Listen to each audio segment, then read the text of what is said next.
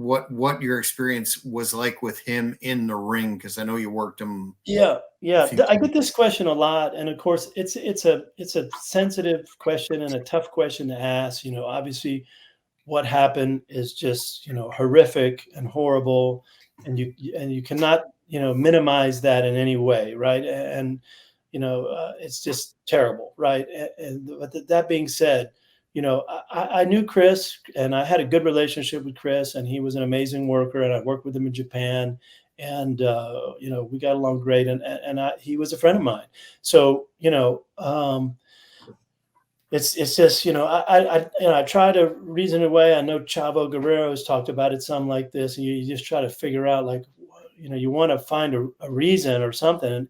And I go back to CTE. He used to do that diving headbutt a lot, and he had a lifetime of taking bumps, and maybe there was some brain damage in there, and caused him to not.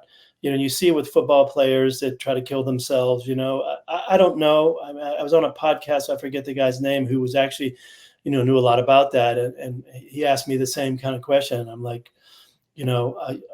you just hope it's, something like because Eddie was, I mean, Chris was a good guy, for me and for what I knew, and again, there's no excusing the horrific situation that he did and what he was part of. And that's again, just a horrible, horrible tragedy. But, I'd like to think, just on a personal note, that there was something that happened to him that caused him to do something so horrible.